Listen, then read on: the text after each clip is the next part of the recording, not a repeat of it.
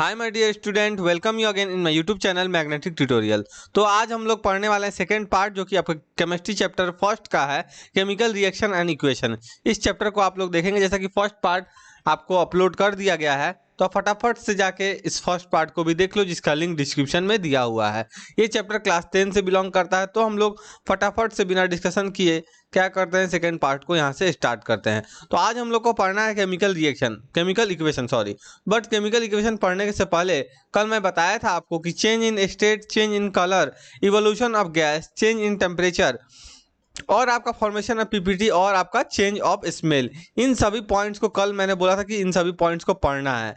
ठीक है, इन सभी पॉइंट्स के डिस्क्रिप्शन को जानना है। तो आज में भी आपका केमिकल इक्वेशन थोड़ा बहुत मैं स्टार्ट कर पाऊँ, मैं भी आज आपका इस पांचों पार्ट में ही आपका समय पूरा जाने वाला है। बट ये आपके लिए बहुत यूजफुल होगा, क्योंकि एनसीईआरटी में सिंपली लिख दिया गया है कि चेंज इन स्टेट को केमिकल रिएक्शन बोलते हैं, केमिकल चेंज बोलते हैं। बट बहुत बच्चे क्या, लगभग 95% बच्चे को समझ में नहीं आता है कि चेंज इन स्टेट होने के कारण कैसा होता है, क्योंकि एग्जाम में पूछा जाएगा आपसे इवोल्यूशन ऑफ गैस कैसे रिएक्शन में होता है, टेम्परेचर का चेंज किस रिएक्शन में होता है। जैसा कि आपको एनसीईआरटी में यहाँ पे दो एक्सपेरिमेंट दिया हुआ है। जैसे कि आपका ये जिंक वाला रिएक्शन कल मैंने बताया था आपको, डाइल्यूट सल्फ्यूरिक एसिड या फिर आप HCl के साथ जब रिएक्ट कराएंगे, इसमें से H2 गैस निकलते हैं, और इसी H2 गैस के कारण क्या होता है, आपका कंटेनर थोड़ा सा टेम्परेचर आपका यहाँ पे शो ज़्यादा करता है, जिसके कारण आप कंटेनर को जब आप टच करेंगे तो आपको फील होगा ऐसा कि टेम्परेचर थोड़ा सा बढ़ा हुआ है, और वो एक्चुअली में भी बढ़ा हुआ होता है। मतलब कि टेम्परेचर का भी चेंज यहाँ पे आ रहा है। कई जगहों पे आपको देखने के लिए पीपीटी फॉर्मेशन हो, जैसा कि आपको पता है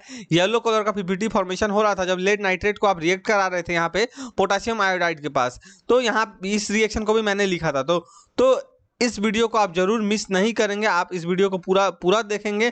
अगर आपको ये वीडियो थोड़ा बहुत प्रॉब्लम हो रहा है तो आप कमेंट सेक्शन में बता सकते हैं, और उससे पहले आप फर्स्ट पार्ट जरूर देखेंगे, तभी आप सेकंड पार्ट देखेंगे, ताकि आपको बेहतर समझ आ सके। ठीक है, तो हम लोग इन पांचों पार्ट को पहले पढ़ेंगे, इन पांचों पार्ट के बारे में कि कैसे ये काम करता है, कैसे ये होता है। इन पॉइंट्स पे जाने के पहले एक बार मैं आपको ये बता दूं केमिकल रिएक्शन से रिलेटेड। ठीक है, केमिकल रिएक्शन जो हम लोग ने कल पढ़ा था उससे रिलेटेड मैं थोड़ा सा यहाँ पे डिस्कस करना चाहता हूँ। तो स्टूडेंट यहाँ पे आप ध्यान से देखेंगे क्या क्या पढ़ना है इसमें। तो स्टूडेंट यहाँ पे केमिकल रिएक्शन ठीक है। तो केमिकल रिएक्शन में आपने बहुत सारा चीज पढ़ा था। केमिकल रिएक्शन किसको बोलते हैं, केमिकल चेंज को ही केमिकल रिएक्शन बोलते हैं, ये भी आपने पढ़ा था। तो एक बार आप डिफिनीशन फिर से लिख सकते हैं कि ऐसा प्रोसेस जहां पे एक या एक से ज्यादा सबस्टांस ट्रांसफॉर्म्ड होते हैं, किसमें, एक न्यू सबस्टांस है। मतलब आप लिख सकते हैं एक से ज्यादा, वन और more substances transform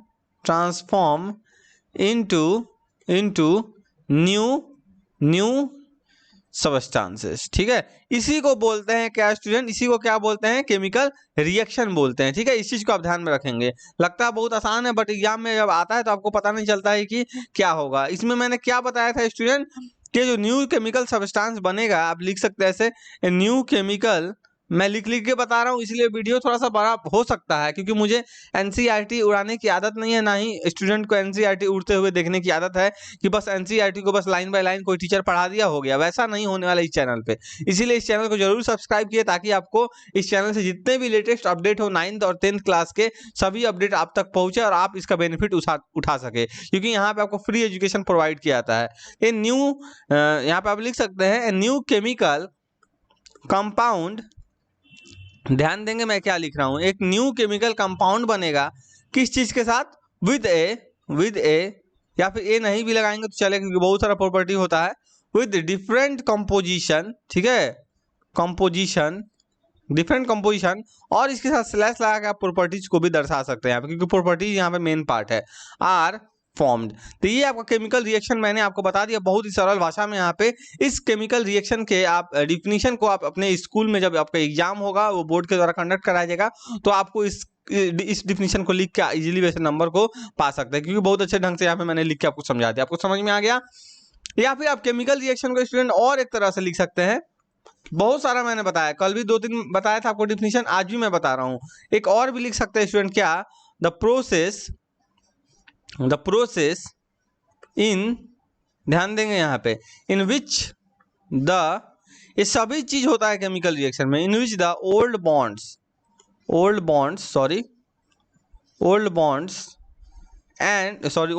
break and new bonds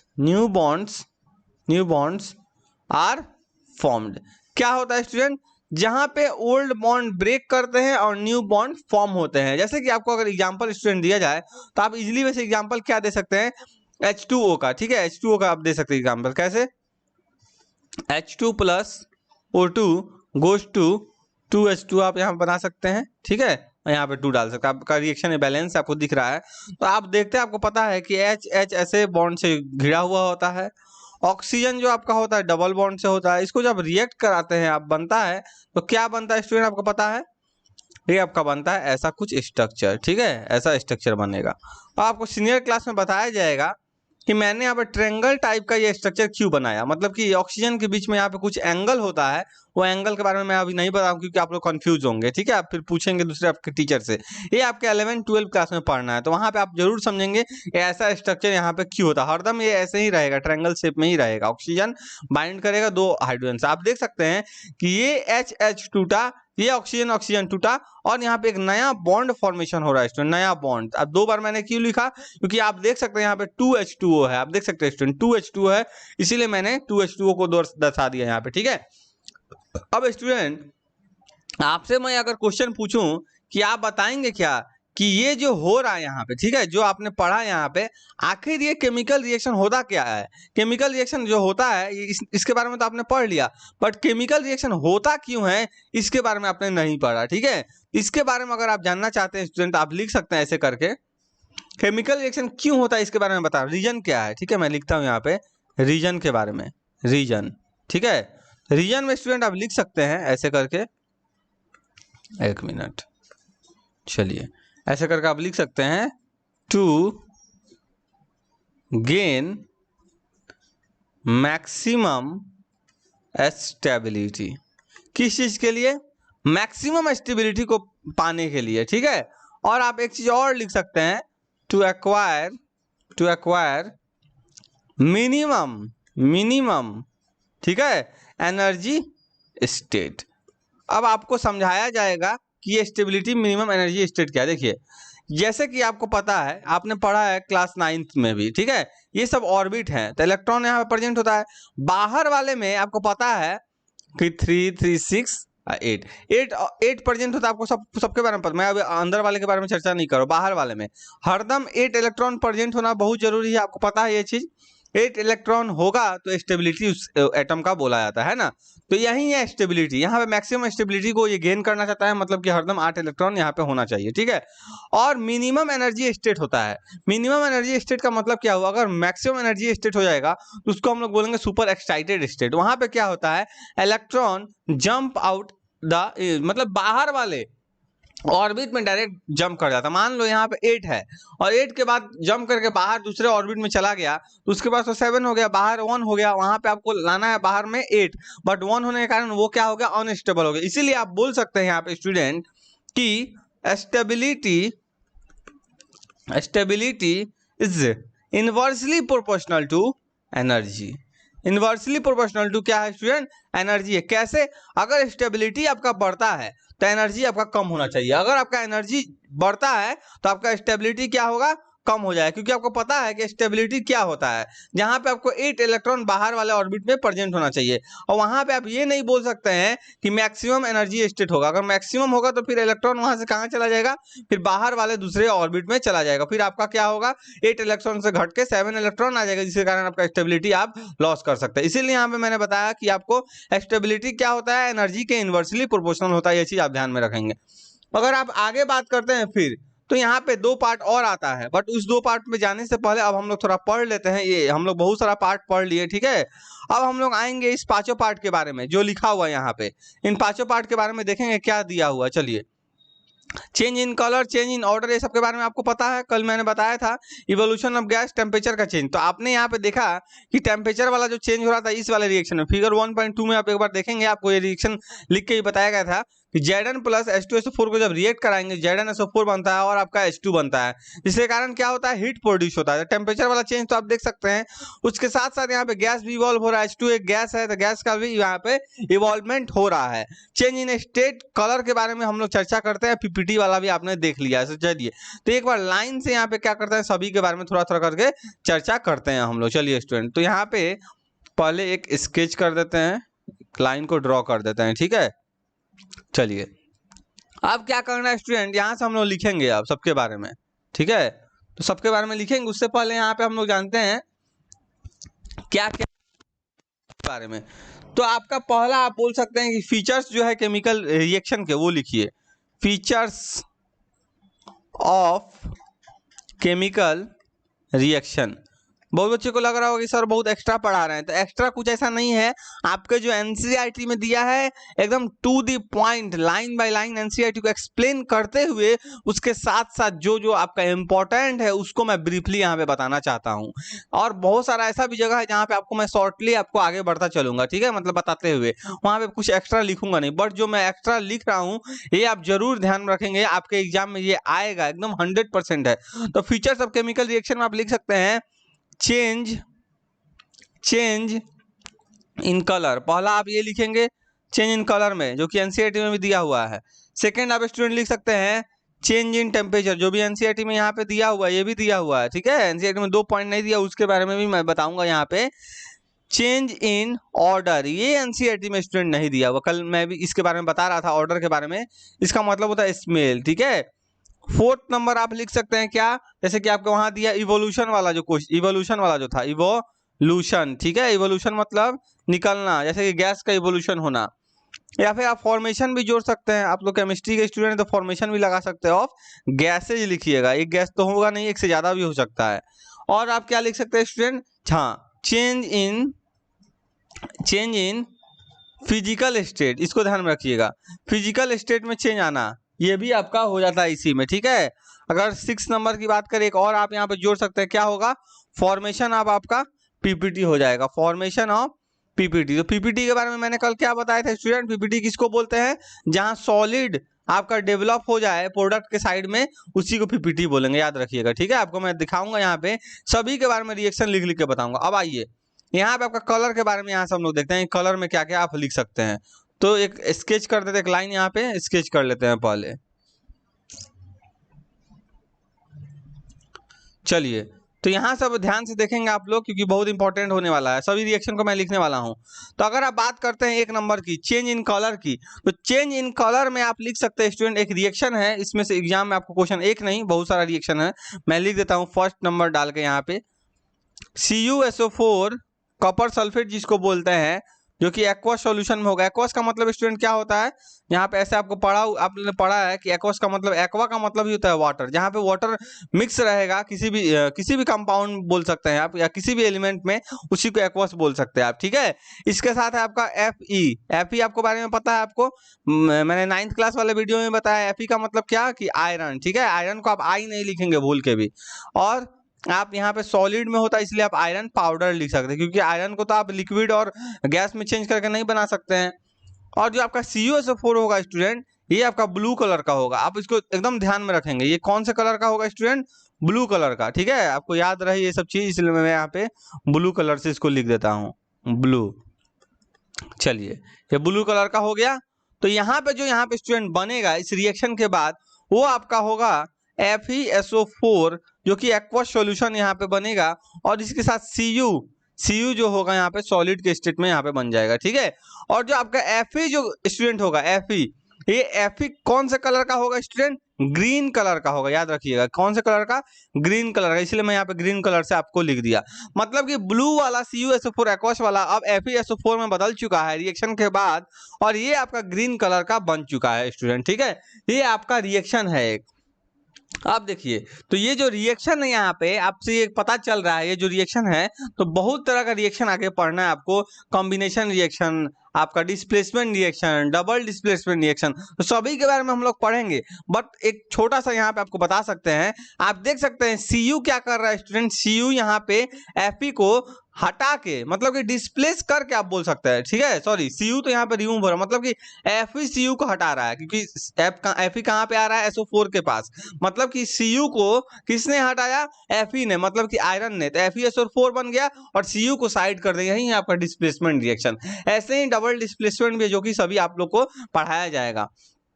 अब बढ़ते हैं थोड़ा सा आगे। ये आपको पता चल गया, यहाँ पे कलर का चेंज आ गया। फर्स्ट नंबर जो आप देख रहे हैं, कलर का ही हम लोग पढ़ रहे हैं कि चेंज इन कलर। इसमें और भी रिएक्शन स्टूडेंट लिख सकते हैं। आप क्या क्या लिख सकते हैं, जैसे आपको हम बताएं अगर, तो आप एक और रिएक्शन बता सकते हैं। अच्छा, ये सब का नाम भी मैं बता देता हूँ आपको। CuSO4 को बोलते हैं कॉपर सल्फेट। तो आप एग्जाम में अगर आए ऐसे, या फिर आपको लिखना है, तो आप ये भी लिख सकते हैं, copper sulphate of aqueous solution react with iron, ठीक है, आयरन या फिर आयरन पाउडर टू फॉर्म या फिर टू प्रोड्यूस आयरन सल्फेट। आप बोलिएगा आयरन सल्फाइड, या फिर बहुत कुछ नाम बोलता है।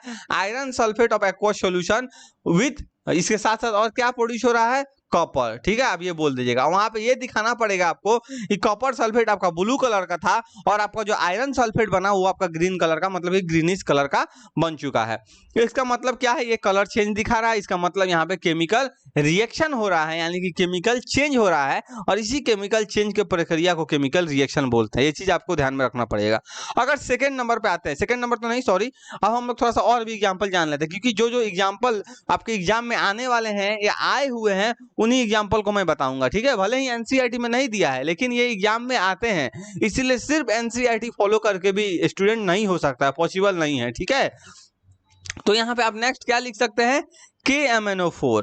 मैं आपको बताता हूं, KMnO4, ठीक है, जो कि, या पहले लिख देता हूं, सिट्रिक एसिड के साथ। तो सिट्रिक एसिड का फॉर्मूला होता है C6H8O7, ठीक है। और ये जब रिएक्ट होता है स्टूडेंट, तो कलरलेस हो जाता है। किस चीज में बदलता है, कलरलेस में, ठीक है। अब यहाँ पे आपको समझना होगा एक चीज, कि जो आपका KMnO4 है स्टूडेंट, ये आपका पर्पल कलर का होता है। कैसा, पर्पल, याद रखिए। देखिए मैं पर्पल कलर से यहाँ पे लिख भी दिया हूँ, ठीक है। और जब सिट्रिक एसिड है, यहाँ पे सिट्रिक एसिड से कोई मतलब नहीं है। आपका KMnO4 पर्पल कलर का है, यहाँ पे इसको ध्यान में रखना है। और ये जो KMnO4 पर्पल कलर में हुआ, यहाँ जब भी आप सिट्रिक एसिड के साथ मिलाएंगे, सिट्रिक एसिड एक वीक एसिड होता है, इसको आपको ध्यान में रखना पड़ेगा। और आप समझ अगर नहीं पा रहे हैं कि सिट्रिक एसिड होता क्या है, तो आप सिंपली समझ लेंगे, लेमन जूस आप जानते हैं, या फिर टोमेटो का भी जूस, या फिर टोमेटो को उसके अंदर से जूस निकालने पे आप उसको भी सिट्रिक जूस बोल सकते हैं, या सिट्रिक एसिड उसमें से निकलता है, ठीक है। आप फिर से आप लेमन बोल सकते हैं, लेमन को बोल सकते हैं। ऐसे बहुत सारे फ्रूट हैं, उनमें से सिट्रिक एसिड को आप निकाल सकते हैं। तो ये जब मिक्स कराएंगे तो किसमें बदल रहा है, कलरलेस हो रहा है। इसका मतलब क्या है, कलर यहाँ पे गायब होगा, मतलब कि वाटर के कलर का हो जाएगा। तो कलर चेंज यहाँ भी आ रहा है। तो स्टूडेंट यहाँ पे KMnO4 को मैं यहाँ पे लिखना चाहता हूँ, क्योंकि बहुत बच्चे सोचेंगे सर ने ऊपर FeSO4 CuSO4 के बारे में बता दिया, लेकिन KMnO4 के बारे में नहीं बताया। तो KMnO4 क्या है स्टूडेंट, पोटासियम पर मैग्नेट है। इसको आपको ध्यान में रखना पड़ेगा, पोटासियम पर मैंगानेट है, मैंगानेट इसको बोलते हैं, ठीक है। मैग्नेट नहीं लिखिएगा, मैंगानेट होता है, बीच में N होता है, ठीक है। और सिट्रिक एसिड तो ये होता है, इसका भी मैं यहाँ पे लिख देता हूँ, सिट्रिक एसिड, इसको भी याद रखिएगा। और जो बनेगा यहाँ पे, ये आपका कलरलेस होगा, इसको बस याद रखना। तो यहाँ पे आपको कलर चेंज के बारे में मैंने बता दिया। अगर आप आगे और बढ़ना चाहते हैं, थोड़ा सा और आपको दिखा दूं, और भी यहाँ पे ये रिएक्शन है, ठीक है। चलिए 1 मिनट। फिर अगर नेक्स्ट रिएक्शन की बात करते हैं, ये आपका पहला हो गया, यहाँ से आपका दूसरा हो गया। अगर इसमें और भी रिएक्शन की बात करते हैं स्टूडेंट, तो Fe के साथ आप रिएक्ट करा सकते हैं, जैसा कि आपको रस्टिंग वाला प्रोसेस आपको मैंने बता दिया था। तो Fe के साथ आपका क्या रिएक्ट कराना पड़ेगा, H2O। बट यहाँ पे जो H2O होगा, इस चीज का ध्यान में रखना है, ये आपका स्टीम होगा, मतलब कि वेपर होगा, मतलब कि गैसियस स्टेट में होगा। इससे जब Fe मतलब कि आयरन जब रिएक्ट करता है, तो ये आपका Fe3O4 बनाता है, जिसके साथ H2 होता है। स्टूडेंट यहाँ पे मैं बैलेंस नहीं दिखा रहा हूँ आपको, बैलेंस करना आपको अभी सिखाऊंगा नेक्स्ट वाले पार्ट में, क्योंकि आपको बैलेंसिंग अगर अभी बता दिया जाए तो फिर बीच का पार्ट केमिकल इक्वेशन वाला जो है 1.1 वो छूट जाएगा। तो यहाँ पे मैं आपको खुद से ही बैलेंस करके बता देता हूँ। यहाँ पे 3 होगा, और यहाँ पे 4 होगा, और यहाँ पे 4 होगा। तो बैलेंसिंग वाला चीज मैं अभी नहीं बताऊंगा, क्योंकि उसको पढ़ना है थर्ड पार्ट में। हाँ, ये सेकंड पार्ट का वीडियो है, थर्ड पार्ट में उसके बारे में आपका चर्चा होगा। मतलब कि आयरन को जब आप स्टीम से रिएक्ट कराएंगे तो ये कंपाउंड यहाँ पे बनेगा। अब यहाँ पे आपको समझ में आ रहा होगा कि ये कंपाउंड तो मैंने बता दिया कि बनेगा, बट यहाँ पे कलर का क्या है? कलर का स्टूडेंट यही मैटर है। मैं यहाँ पे लिख देता हूँ आपको, कलर का मैटर यही है कि यहाँ पे जो कलर बनेगा वो आपका रेडिश ब्राउन बनेगा। रेडिश ब्राउन, जो जंग लगना जो बोलते हैं वही होता है, ठीक है, जिसको रस्टिंग बोलते हैं, जो उसके ऊपर रस्ट बनता है वही आपका यहाँ पे होगा रेडिश ब्राउन। तो आपको इतना कलर वाला मैंने एग्जांपल बता दिया, तीन यहाँ पे एग्जांपल आपको बताया गया है, ठीक है, इसको ध्यान में रखिएगा।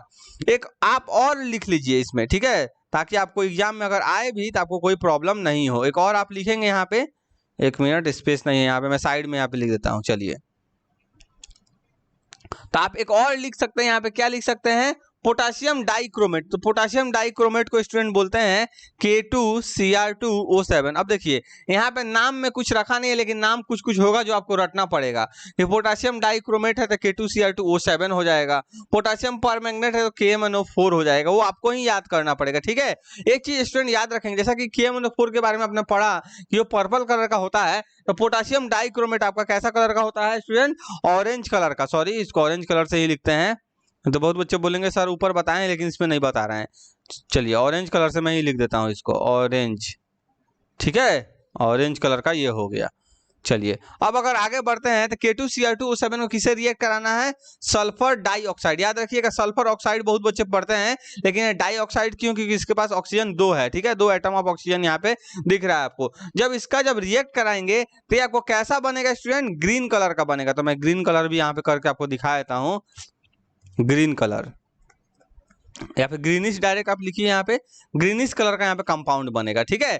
तो ये आपको बस यहाँ पे क्या दिखा रहा है कि ऑरेंज कलर स्टूडेंट किस में बदल रहा है? ग्रीन कलर में। तो यहाँ पे कलर का चेंज आ रहा है, मतलब कि यहाँ पे केमिकल चेंज हो रहा है, मतलब कि इस प्रक्रिया को क्या बोलेंगे स्टूडेंट? फिर से केमिकल रिएक्शन बोलेंगे। मैं बार बार दोहरा रहा हूँ, लेकिन आपको ये सब चीज याद रखना पड़ेगा।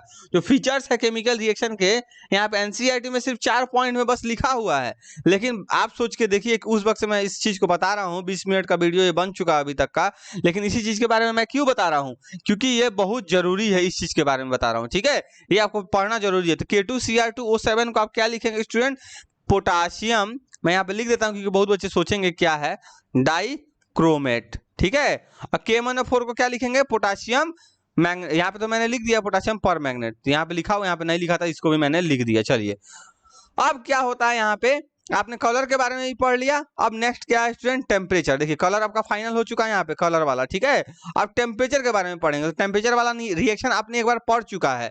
कौन वाला रिएक्शन? जहां पे आप देखे थे स्टूडेंट कि H2 गैस इवॉल्व हो रहा था, यहाँ पे इवोल्यूशन ऑफ गैस भी हो रहा है। साथ साथ एक चीज और आपको मैं बता दूं, बहुत बच्चे कंफ्यूज होंगे कि सर क्या रिएक्शन जब होता है, केमिकल रिएक्शन जब केमिकल चेंज होता है, तो क्या वहां पे जो फीचर्स जो आप लिखवाए हैं, 6 features, change in colour, change in temperature, क्या कोई एक दिखेगा या सब दिखेगा या कोई 2 दिखेगा, ऐसा क्या?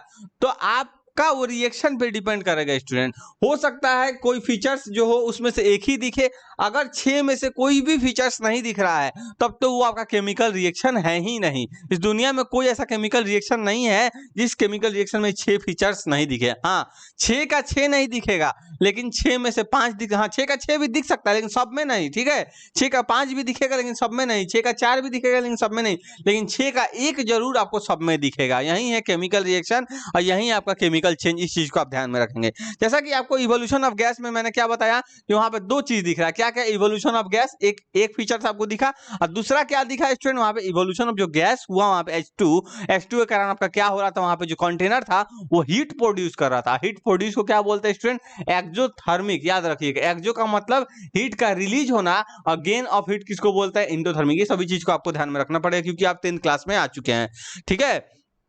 तो यहाँ पे चर्चा करते हैं स्टूडेंट, आगे भी बढ़ते हैं, ज्यादा लेट हो रहा है, नहीं तो बहुत बच्चे बोर्ड भी फील करेंगे, क्योंकि 4 पॉइंट को ही मुझे इस क्लास में पूरा पढ़ाना है एनसीईआरटी को। मतलब कि पिछले क्लास में जहां तक एनसीईआरटी पढ़े थे हम लोग, वहीं आज भी पढ़े रहेंगे, बट यहाँ पे आपको बेनिफिट क्या होने वाला है जो कि आपको क्लास में या फिर और जगह नहीं बताया जाएगा, दूसरे चैनल पे नहीं बताया जाएगा, वो चीज मैं आपको यहाँ पे बता रहा हूँ, ठीक है। इस चीज को आप ध्यान में रखेंगे। अगर सेकेंड चीज की बात करते हैं स्टूडेंट, चेंज इन टेम्परेचर की, तो चेंज इन टेम्परेचर आपका दो तरह से हो सकता है स्टूडेंट। क्या क्या? एक आपका हो सकता है एक्सोथर्मिक। एक्सोथर्मिक को क्या बोलते हैं स्टूडेंट? एक्सोथर्मिक को बोलता है loss of heat. Loss of heat याद रखिएगा। थर्म का मतलब ही होता है हीट, थर्माकोल नहीं, थर्म का मतलब हीट होता है। एक्सो का मतलब हीट का रिलीज होना, रिलीज ऑफ हीट या फिर लॉस ऑफ हीट। बार बार मैं बोल रहा हूँ, इस चीज को आपको बार बार ध्यान रखना पड़ेगा। चलिए अब रिएक्शन पे आते हैं। रिएक्शन क्या लिखेंगे स्टूडेंट? क्यूकलाइम। ठीक है, क्यूकलाइम। क्यूकलाइम का रिएक्शन आपको कराना है किसके साथ? वाटर के साथ। वाटर के साथ क्यूकलाइम का रिएक्शन किसके साथ कराएंगे स्टूडेंट? वाटर के साथ। स्लैग्ड लाइम आपका यहाँ पे बनेगा, स्लैग्ड लाइम बनेगा, साथ साथ आपका हीट होगा प्रोड्यूस। यहाँ से देखिए हीट होगा यहाँ से प्रोड्यूस। तो आप यहाँ पे समझ सकते हैं। अब कुछ बच्चे के दिमाग में आ रहा होगा सर क्यूकलाइम क्या है और स्लैग्ड लाइम क्या है ना। तो क्यूकलाइम स्लैग्ड लाइम स्टूडेंट आपके क्लास 9 में ही बता दिया गया था, इसीलिए आपको बार बार बोला जाता है इस चैनल को जब आप सब्सक्राइब कीजिएगा तो आपको इस चैनल का बेनिफिट पता चलेगा, क्योंकि 9th क्लास में मैंने ये सभी चीज के बारे में वहां पे बताया है। ठीक है, क्योंकि 9th में तो रिएक्शन पढ़ना नहीं है, बट वहां पे मैंने इन सभी चीज के बारे में बताया, कॉमन नेम के बारे में बताया है, किसको क्या बोलना है, कैसे सीखना है, सभी चीज मैंने एकदम शुरुआत से बताया, जो कि आपको 12th तक आपको यूज होने वाला है। तो आप इस चैनल को सब्सक्राइब करेंगे सिर्फ 10th वाले 10th के मोटिव से नहीं, आप 9th वाला भी वीडियो देख सकते हैं। अगर आप पीछे क्लास का वीडियो देखते हैं वो आपके लिए बेनिफिट होगा, अगर आपके पास टाइम है तब, नहीं टाइम है तो आप 9th क्लास वाला ही पढ़ सकते हैं। तो स्टूडेंट क्यूकलाइम बोलते हैं किसको? CaO को, कैल्शियम ऑक्साइड। याद रखेंगे CaO किस क्या नाम है? Calcium oxide. और Ca जब भी लिखिएगा उसको कैल्शियम बोलता है, C के बाद A आपका स्मॉल होगा। मैं रिपीट इसलिए कर रहा हूं क्योंकि हो सकता है 50 बच्चे अगर इस चैनल पे देख रहे हैं 10th के, तो 50 में से 40 बच्चे को पता होगा कि सी के बाद ए स्मॉल लिखना है, लेकिन और सबको पता होगा कि सी के बाद कैपिटल ए लिखना है। ठीक है, इस चीज को ध्यान में रखिएगा। वाटर तो आपको पता है स्टूडेंट H2O बोलते हैं, इसमें तो कोई शक नहीं है।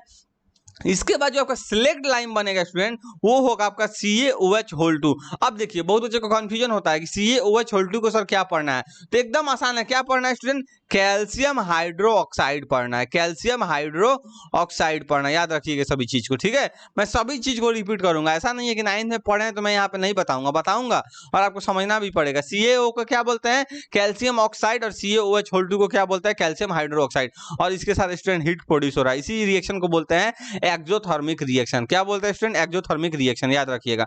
चलिए इतना तो आपने समझ लिया। अब स्टूडेंट आते हैं फिर नेक्स्ट पॉइंट पे। नेक्स्ट पॉइंट में हम लोग का क्या होने वाला है?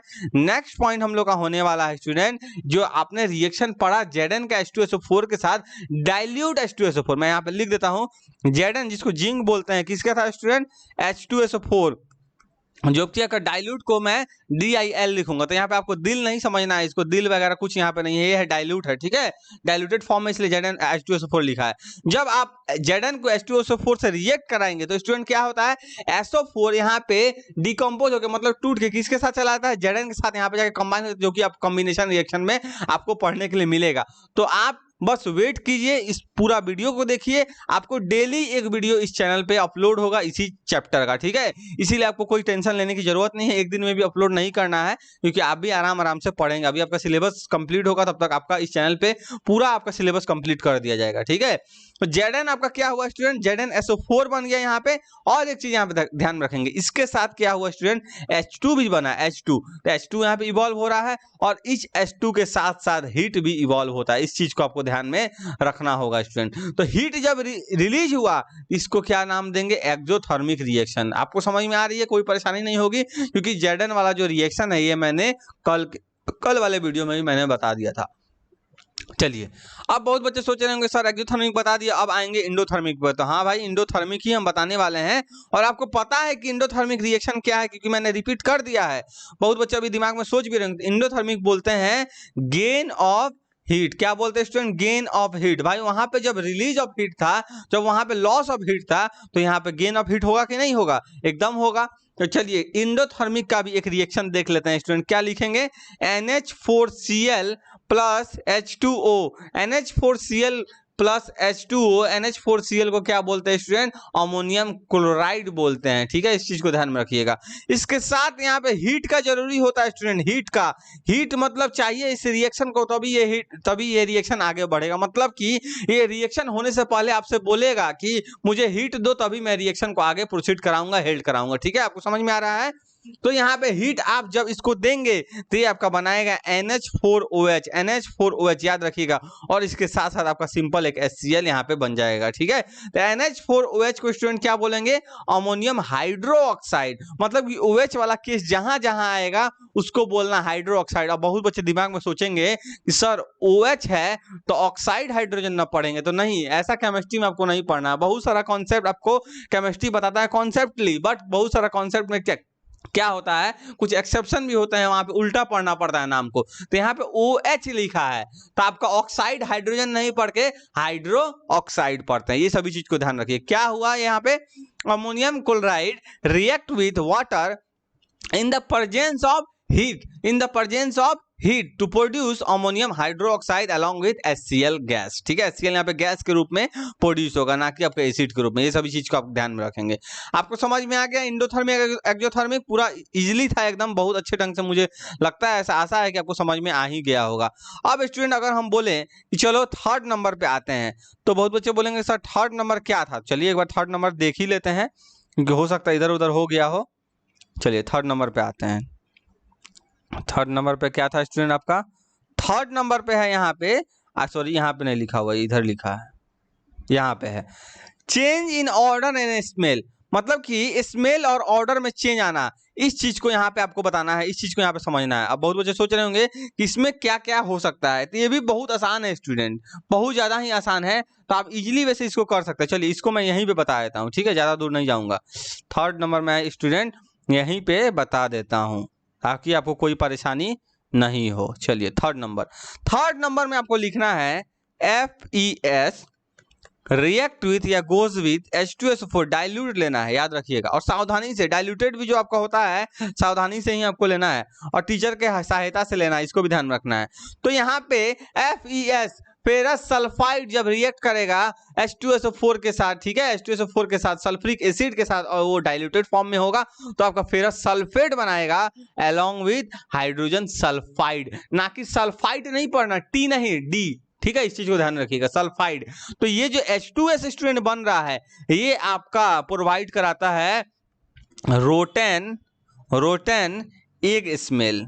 रोटेन एग स्मेल आप समझते हैं, बहुत बच्चे को समझ में नहीं आ रहा होगा, तो सड़ा हुआ अंडा आप बोल सकते हैं, सड़ा हुआ अंडा। अंडा को आप रख दीजिएगा 4-5 दिन, कहीं भी रख दीजिए, कोई भी ह्यूमिड टेम्परेचर पे आप रख सकते हैं, या फिर फ्रिज में नहीं रखना, बस ऐसे ही रख दीजिए। 2 दिन ही रखिए आप, 2-3 दिन रख के, 4 दिन रख के आप देखिए, जब उसको जब फोड़िएगा तो आपका रोटेन एग स्मेल आएगा, मतलब सड़ा हुआ अंडा के जैसा। तो वो आपका सड़ा हुआ अंडा है तो वो तो स्मेल वैसा ही करेगा। अब ऐसा ही स्मेल आपका इस रिएक्शन में आएगा, जहां पे आप FeS को रिएक्ट कराएंगे H2SO4 के साथ, तो ferrous sulphate plus hydrogen sulphide provide होगा, जो कि हाइड्रोजन सल्फाइड यहाँ पे रोटेन एग स्मेल आपको प्रोवाइड कराएगा। समझ में आ रहा है बात यहाँ पे, मतलब कि आपने ऑर्डर यानी कि स्मेल के बारे में भी यहाँ पे पढ़ लिया। बट बहुत बच्चे सोच रहे होंगे कि सर आप सभी में 2-2 रिएक्शन बताएं, इसमें एक क्यों बता रहे हैं, तो आपको हड़बड़ाने की जरूरत नहीं, यहाँ पे मैं इसमें भी 2 रिएक्शन आपको बताऊंगा। ठीक है, चलिए एक रिएक्शन मुझे याद आ गया, CH3CH2OH। तो CH3CH2OH क्या होता है स्टूडेंट, इथेनॉल होता है। अब बहुत बच्चे को लग रहा हो कि सर ये सब क्या क्या बता रहे हैं, तो देखिए रिएक्शन है, यहाँ पे आपको पढ़ना पड़ेगा। और केमिस्ट्री में ऐसा दिया हुआ है स्टूडेंट, आप लोग को पहले यहाँ पे ग्रुप के बारे में पढ़ाना चाहिए कि OL ग्रुप अल्कोहल में आता है, COOH ग्रुप आपका कार्बोक्सिलिक एसिड में आता है। तो NCERT यहाँ पे उल्टा थोड़ा सा मेरे कॉन्सेप्ट के हिसाब से दिया हुआ, क्योंकि आप सभी को यहाँ पे रिएक्शन जब मैं लिखता हूँ या फिर लिखूंगा तो आपको लगेगा थोड़ा ऑकवर्ड, क्योंकि आप लोग इन सभी के बारे में, जैसे इथेनॉल के बारे में आपने नाम नहीं सुना होगा, इथेनॉल क्या है, मिथेनॉल क्या आपने नहीं पढ़ा, प्रोपेनॉल क्या है, बट इन सभी को पढ़ना है 4th चैप्टर में, ऐसा नहीं है कि नहीं पढ़ना है, लेकिन NCERT यहाँ पे थोड़ा आगे पीछे दिया हुआ है। बट आपको अभी क्या करना होगा, आप कॉन्सेप्टली समझेंगे, मैं जो बोल रहा हूँ उस चीज पे आप फोकस ज्यादा करेंगे। जब आपको 4th चैप्टर में पढ़ाया जाएगा स्टूडेंट, तब आप जरूर इस चीज को मिस करेंगे, रिकैप करेंगे कि हाँ सर ने वहां इथेनॉल बताया था। एक चीज और, इथेनॉल सिर्फ इथेनॉल ही नहीं होता है, इथाइल अल्कोहल भी कभी कभी इसको बोलते हैं, इथाइल अल्कोहल भी बोलते हैं, ये चीज याद रखिएगा। अभी नहीं, इसको 11-12 में आपको बताया जाएगा। तो यहाँ पे इथेनॉल या फिर इथाइल अल्कोहल रिएक्ट करता है CH3COOH के साथ, और ये आपका होता है इथेनोइक एसिड, इथानोइक, सॉरी यहाँ पे पेन नहीं थोड़ा काम कर रहा है, एक मिनट इथानोइक एसिड बोलते हैं इसको, याद रखिएगा। इथानोइक NO है, ठीक है, NOIC, इथानोइक एसिड। ये एसिड के कैटेगरी से बिलोंग करता है। स्टूडेंट यहाँ पे जो बनेगा आपका, बहुत आश्चर्य की बात है, ये आपका ईस्टर बनेगा। अब बहुत बच्चे तो समझ ही नहीं पाएंगे, एसिड तो सुने होंगे, अल्कोहल भी सुने होंगे, लेकिन ईस्टर कभी नहीं सुने होंगे आप लोग, कभी नहीं। बट आपको 10th क्लास में थोड़ा बहुत इसके बारे में भी बताया जाएगा। 5 ग्रुप ही 10th क्लास में पढ़ना है जो इंपॉर्टेंट है, 4th चैप्टर में आपको वहां पे बताया जाएगा। तो जो ईस्टर बनता है यहाँ पे, यही ईस्टर आपका क्या बनता है, फ्रूटी स्मेल आपका प्रोवाइड करेगा। और ये जो फ्रूटी स्मेल है स्टूडेंट, ये आपका परफ्यूम में भी यूज किया जाता है। किसमें, परफ्यूम वगैरह में भी। जैसे आपने ऊपर पढ़ा रोटेन स्मेल, जो कि H2S से आता है, तो वो तो आप यूज नहीं करेंगे अब कहीं, बट ये जो फ्रूटी स्मेल होता है ये परफ्यूम वगैरह में यूज किया जाता है। आपको ये सब ध्यान में रखना पड़ेगा। अब बहुत बच्चे के दिमाग में आ रहा होगा, सर कि ईस्टर जो आप बोले हैं, तो ये ईस्टर होता कैसा है आखिर, आपने क्यों नहीं बताया? तो एकदम बताएंगे। देखिए आप, CH3COO C2H5, इसको बोलते हैं इथाइल इथेनोएट। मैं नहीं बताना चाहता हूं क्योंकि आपको कंफ्यूजन होगा, बहुत अलग अलग से वर्ड सुनने को मिलेंगे जो कि 4th चैप्टर में पढ़ना है, इसीलिए मैं शॉर्टकट में बताना चाहता हूं कि इथेनॉल रिएक्ट किया इथेनोइक एसिड के साथ, आपका बन गया इथाइल इथेनोएट, जो कि एक ईस्टर ग्रुप से बिलोंग करता है। ईस्टर ग्रुप क्या है, कार्बोक्सिलिक ग्रुप क्या है, अल्कोहल ग्रुप क्या है, सब आपको बताया जाएगा 4th चैप्टर में। आप टेंशन नहीं लेना आपको। आपने समझ लिया यहाँ पे 3rd नंबर का ऑर्डर और आपका कलर के बारे में। आपने यहाँ पे हीट के बारे में भी पढ़ लिया, आपने यहाँ पे और भी क्या पढ़ा, कलर के बारे में भी पढ़ लिया, टेम्परेचर भी पढ़ लिया, ऑर्डर भी पढ़ लिया। अब आप पढ़ेंगे evolution and formation of gas. ऐसे तो आपने इवोल्यूशन ऑफ गैस पढ़ चुका है, कैसे H2 यहाँ पे प्रोड्यूस हो रहा था, Zn को H2SO4 के साथ रिएक्ट करा के, वहीं पर तो H2 बन रहा था। और H2 वहाँ पे क्या बना था, H2 वहाँ पे क्या है, आप क्या बोल सकते हैं H2 को? H2 को आप बोल सकते हैं कि वहाँ पे इवोल्यूशन ऑफ गैस हो रहा है। चलिए यहाँ पे थोड़ा सा ऊपर में बताया था आपको शॉर्टकट में एकदम, ठीक है। 4th नंबर, चलिए 4th नंबर है। वीडियो थोड़ा सा लंबा हो रहा है, बट आपका आई थिंक आपका यहाँ तक अभी 30 और 40 मिनट्स का हो चुका है। तो 50 मिनट का ये वीडियो बनाएंगे, 10 मिनट और, लेकिन आपको पूरा समझ में आना चाहिए, आप पूरा पढ़ेंगे स्टूडेंट, ठीक है। चलिए 4th नंबर पे आते हैं। यहाँ 4th नंबर है आपका इवोल्यूशन वाला गैस, ठीक है, इवोल्यूशन ऑफ गैसेज, गैस का इवोल्यूशन। चलिए इसको भी पढ़ लेते हैं। तो फटाक से उस रिएक्शन पे जाएंगे जो रिएक्शन आप पढ़े हैं। कौन सा reaction student? Zn plus HCl, जो कि डाइल्यूट फॉर्म में होगा, या फिर आप HCl जब H2SO4 भी ले सकते हैं। यहाँ पे आपका बनेगा H2 जो कि इवॉल्व हो रहा है, इसके साथ आपका बनेगा ZnCl2। अब आपको आगे बताइएगा सर ZnCl2 कैसे बना था। आपको पता है स्टूडेंट, Zn का वैलेंसी 2 है और Cl का वैलेंसी -1 है। जब इसे रिएक्ट कराएंगे तो Cl अपना वैलेंसी इसको दे देता है, एटॉमिक फॉर्म में आ जाता है, Zn1 हो जाता है, और Cl के पास 2 आता है जो कि Zn का वैलेंसी है। आपको एक बार मैं रिकैप करा दूं क्योंकि आपको 9th क्लास में पढ़ाएगा। देखो स्टूडेंट, ऐसा होता है Zn और यहाँ पे Cl के पास क्या है स्टूडेंट, -1, इसके पास क्या है +2, ये आता है यहाँ पे और ये आता है यहाँ पे। तो आपके पास देख सकते हैं Zn1 हो जाएगा और Cl 2 हो जाएगा, प्लस माइनस यहाँ से हट जाएगा, और ये आप बाद में लिख सकते हैं ZnCl2, क्योंकि 1 का कोई वैल्यू नहीं है यहाँ पे, तो आप इस चीज को यहाँ पे लिख सकते हैं। मैंने क्विक रिकैप कराने के लिए आपको ये रिएक्शन बता दिया, जो कि आपके क्लास 9th में ही 4th चैप्टर में पढ़ना था, इसीलिए आप यहाँ पे टेंशन नहीं लेंगे, सभी चीज को आराम से पढ़ेंगे। ये आपका हो गया इवोल्यूशन ऑफ गैस। आपने देख लिया कि H2 यहाँ पे प्रोड्यूस हो रहा है। अगर आप बोलते हैं कि सर और बताइए मुझे, और इवोल्यूशन ऑफ गैस कराना है, तो मैं और बताऊंगा कैसे। जब स्टूडेंट आप रिएक्ट कराएंगे, ये एग्जांपल है इसी का 1 और यहाँ पे एग्जांपल 2 लिखते हैं, ठीक है, इवोल्यूशन ऑफ गैस का ही। जब आप मेटल कार्बोनेट को, याद रखिएगा मेटल कार्बोनेट। अब बहुत बच्चे सोच रहे होंगे सर मेटल कहाँ पढ़ाई हुआ कि मेटल कार्बोनेट पूछ रहा था। हाँ मुझे पता है कि मेटल और नॉन मेटल भी आपका कहाँ पढ़ना है, 10th में ही पढ़ना है, बट आप स्टूडेंट याद कर सकते हैं कि 9th क्लास में भी आपको मेटल, मेटलॉइड और नॉन मेटलॉइड के बारे में लास्ट में 4th चैप्टर में लास्ट में आपको पढ़ना था। आप पढ़े होंगे जरूर, आपको याद भी होगा, ठीक है। और नहीं याद है तो आप एक बार जाके रिकैप करके आइए, फिर आपको समझ में आएगा कि मेटल क्या होता है। ऐसे तो आपको चैप्टर पढ़ना ही है, 3rd चैप्टर आपका है, ठीक है, मेटल कार्बोनेट, वहां पढ़ेंगे। 2nd आपका एसिड बेस है, उसके बाद आपका मेटल वाला चैप्टर पढ़ेंगे, वहां पर आपको कोई परेशानी नहीं होगी, पूरा मैं समझा दूंगा। तो मेटल कार्बोनेट जब रिएक्ट करता है किसके साथ स्टूडेंट? डाइल्यूट एसिड के साथ। कोई भी एसिड हो सकता है, डाइल्यूट लेकिन फॉर्म में होना चाहिए। ये क्या प्रोड्यूस करता है? टू प्रोड्यूस CO2, याद रखिएगा CO2 गैस, मतलब कि यहाँ भी गैस प्रोड्यूस हो रहा है। अब आप सोच रहे होंगे सर आपने तो लिख तो दिया, लेकिन आप क्या रिएक्शन लिख सकते हैं, रिएक्शन बता सकते हैं, एकदम बताएंगे। तो metal carbonate Na2CO3 student, Na2CO3 का मतलब सोडियम कार्बोनेट, बहुत बच्चे सोचते हैं बाइकार्बोनेट, तो बाइकार्बोनेट कब बोलेंगे? जब बीच में H होता है, H याद रखिएगा, ठीक है। सोडियम हाइड्रोजन कार्बोनेट भी बोलते हैं, सोडियम बाइकार्बोनेट भी बोलते हैं। मैं बहुत सारा चीज आपको लग रहा होगा स्टूडेंट कि सर पढ़ाते हैं ठीक, लेकिन बहुत सारा चीज एक्स्ट्रा भी बोलने लगते हैं। तो एक्स्ट्रा बोलते हैं वो आपको जरूरी है, आपको समझना पड़ेगा। मैं रिकैप कराता हूँ पीछे का, और ऐसा भी चीज बताता हूँ जो आपके आगे भी यूज होने वाला है।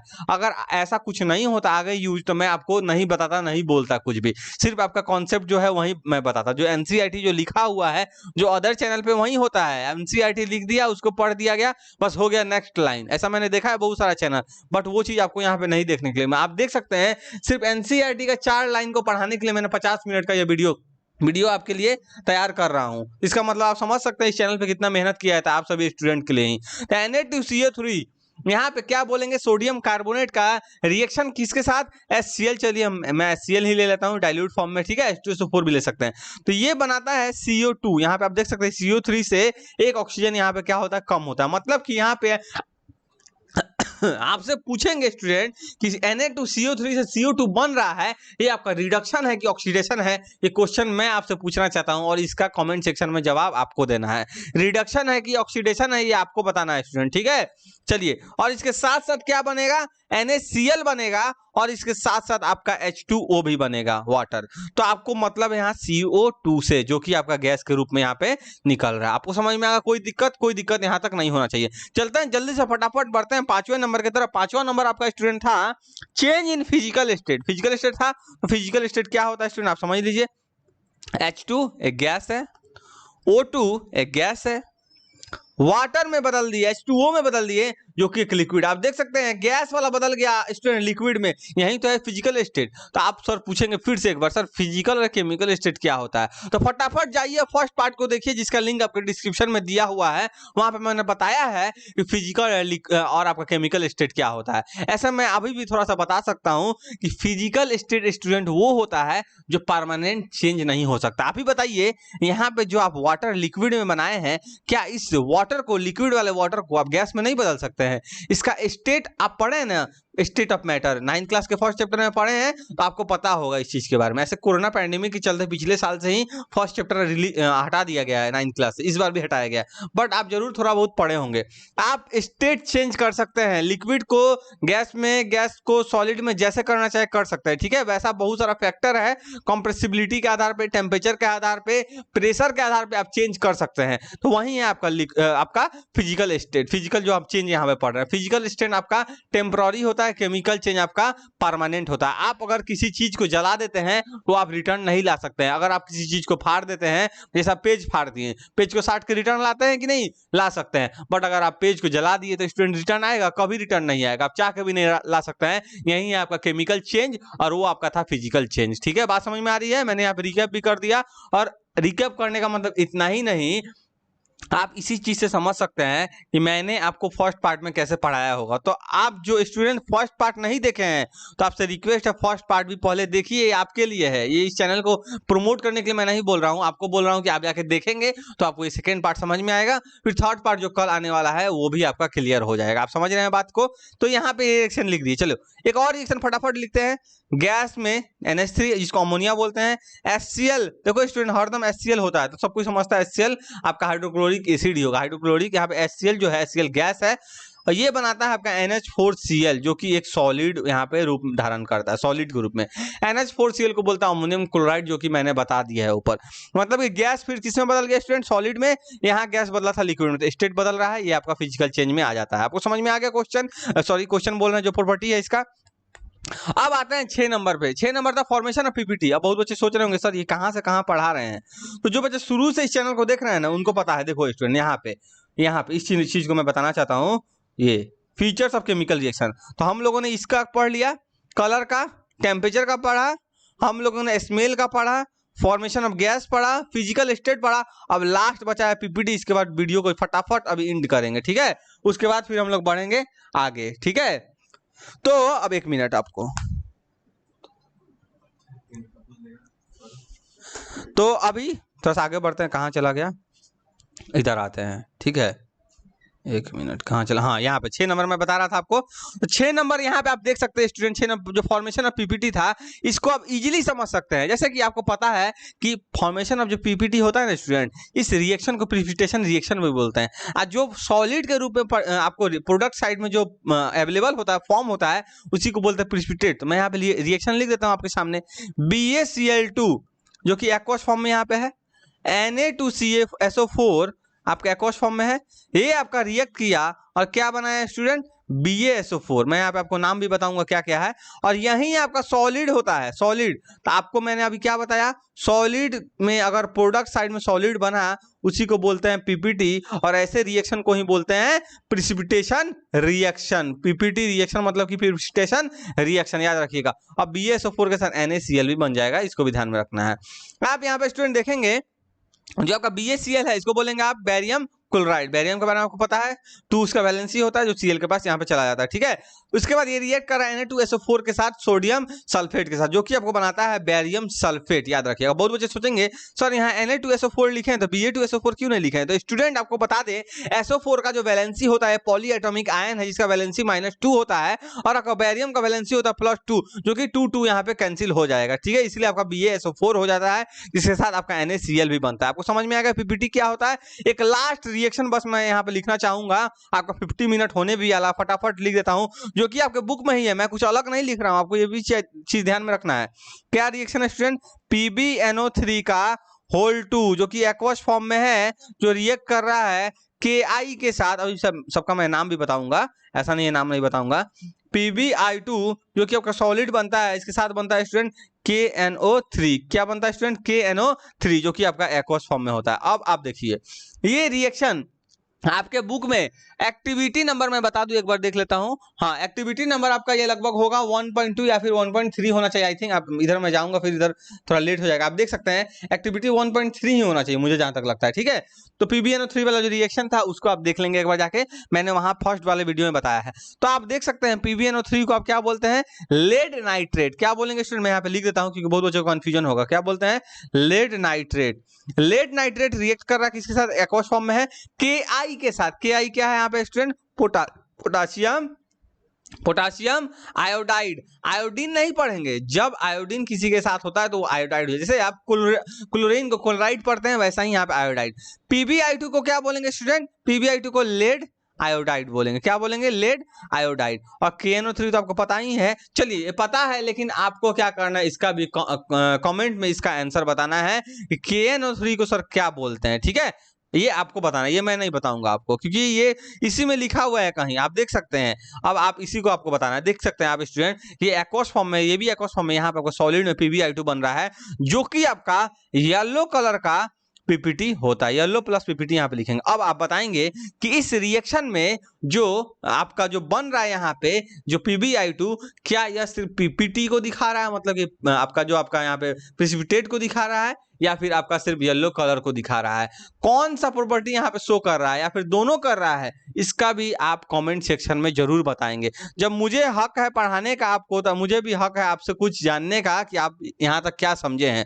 तो PbI2 वाला रिएक्शन में आप बताएंगे कमेंट सेक्शन में कि यहाँ पे ये कितने प्रॉपर्टी को शो कर रहा है आपके केमिकल रिएक्शन का, जो 5 फीचर 6 फीचर आप पढ़े हैं उसमें से कितना प्रॉपर्टी इस रिएक्शन में शो कर रहा है।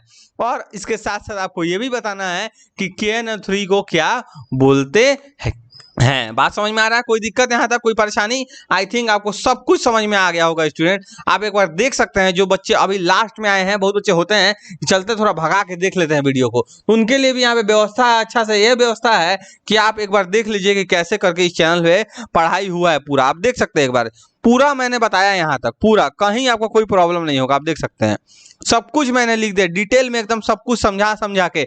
ऐसा आपको कहीं कोई चैनल पे जल्दी नहीं मिलेगा स्टूडेंट। तो ये आपका आज का जो पार्ट 2 हमने पढ़ा, मतलब कि पार्ट 1 को ही एक्सट्रैक्ट करके हमने यहाँ पे पार्ट 2 में आपको इंक्लूड करके बता दिया। कुछ एक्स्ट्रा यहाँ पे मुझे पता है, कुछ एक्स्ट्रा मैंने यहाँ पे नहीं बताया, बट आपको ये चीज आपको पढ़ना पड़ेगा स्टूडेंट। ये आपका पार्ट 2 ही है, ठीक है। आप इस चीज को ध्यान में रखिएगा। पार्ट 2 मैं यहाँ पे लिख देता हूँ ताकि बहुत बच्चे कंफ्यूज नहीं हो, पार्ट 2, ठीक है। अब हम लोग मिलेंगे स्टूडेंट पार्ट 3 में।